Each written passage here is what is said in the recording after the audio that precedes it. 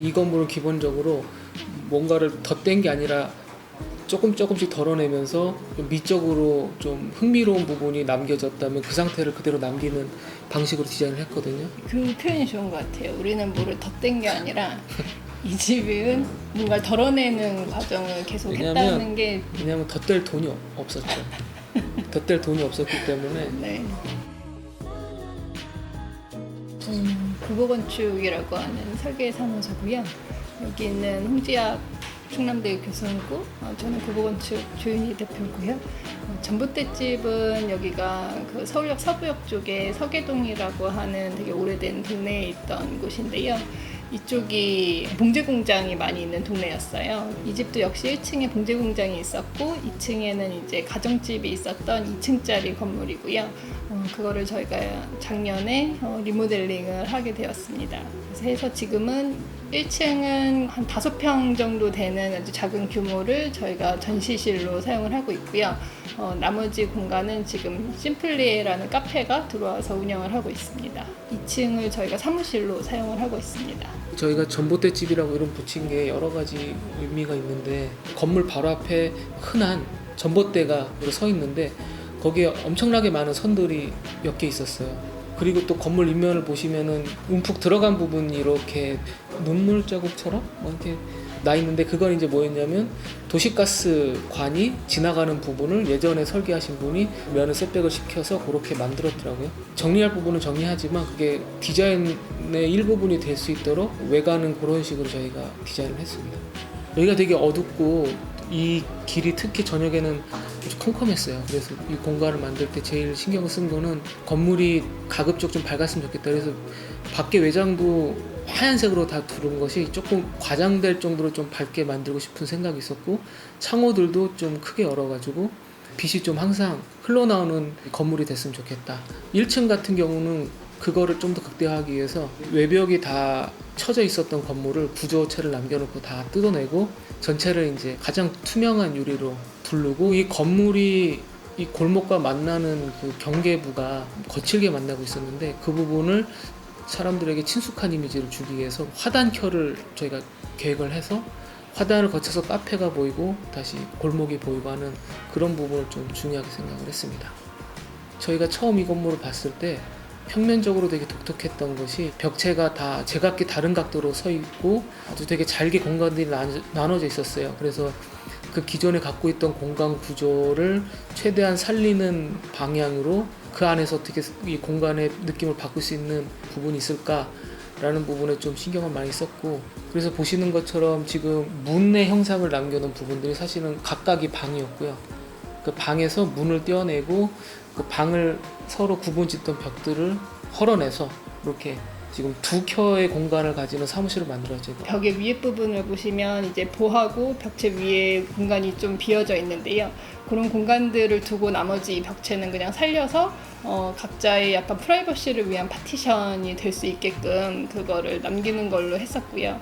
또 이 건물이 그 예전 건물이다 보니까 창의 개수가 적고 되게 어두웠어요. 그 부분을 어떻게 해결할까를 생각하다가 저희가 가급적 기존의 구조물에 최대한 손을 안 대는 방향으로 리모델링을 하기 위해서 출입문을 이제 유리로 두고 저 바깥쪽엔 창이 있으니까 그쪽 창을 통해서 빛이 좀 들어오길 바랬고, 여기 위에 보시면 천창을 냈는데 철근이 다 드러나 있는데 저거는 슬러브를 도려내달라 해서 이렇게 도려낸 후에 시간 흔적이 좀 남아있는 것 같고 이 건물의 오래된 역사를 보여주는 것 같고 해서 저 철근을 그대로 노출시킨 천창을 위해 설치를 했죠.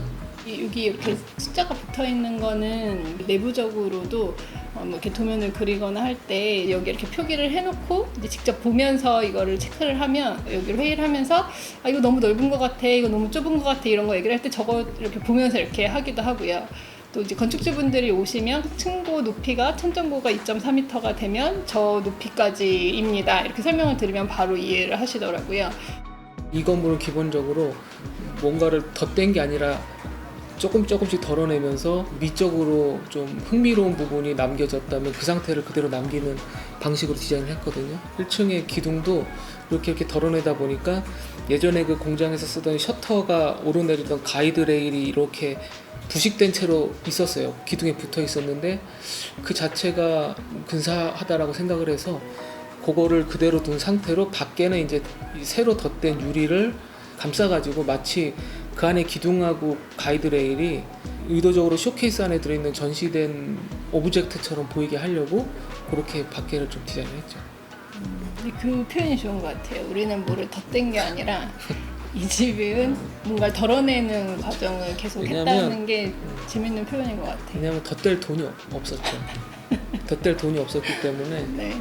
저희는 문지방 건축이다 이런 말을 한번 붙여본 적이 있는데 특히 서울에서 건물을 경험할 때 제일 불편했던 게 이 건물과 도시가 만나는 방법들이 불친절하다는 생각을 많이 했거든요. 몸으로 느끼면서 이렇게 공간을 경험할 때 바닥이 주는 역할이 상당히 큰데 이 바닥이 내가 건물 안에 들어가는 과정에서 어떤 경험을 주느냐. 이 건물도 보통 저희가 계단이 이제 깊이가 한 300 정도를 하고 지금 저 계단은 거의 한 200에서 180 굉장히 좁아요. 이 발을 디딜 수 있는 게 계단이 지금은 2단, 3단으로 되어 있는데 그냥 한 단밖에 없었어요. 그래서 사람들이 여기 올라올 때는 거의 400 높이를 그냥 한 번에 걸어서 올라와야 되는 되게 너무 불편한 거여서 저희는 여기가 폭이 얼마 없어서 이 계단을 되게 잘게 나눠야 되지만 그래도 이거를 2단에 나눠서 올라오는 것이 훨씬 편하다고 생각을 해서 저런 계단을 만들게 됐는데요. 길하고 건물이 만나는 그 아주 조그만 부분이라도 맞추는 게 되게 중요하고 그게 또 생각보다 되게 어렵더라고요. 그런 부분을 세심하게 만지는 거에 좀 관심이 많이 있는 것 같습니다. 저희가 써보니까 저희는 평소에는 이제 설계를 하고 저희는 이제 없어지고 이제 그 건물을 사용하는 사람만 남잖아요.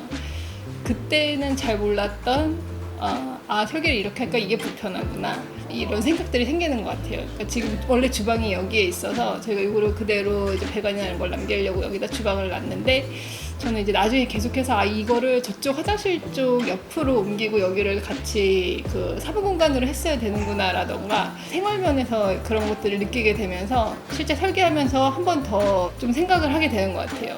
그 캐노피에 이제 간접 조명을 일부러 많이 넣었거든요. 여기가 봉제 공장이 그래도 아직 남아 있는데 이분들이 밤이 되면은 불을 다 켜놓고 문을 열어놓고 이제 안에 음악을 틀어놓고 일을 하시거든요.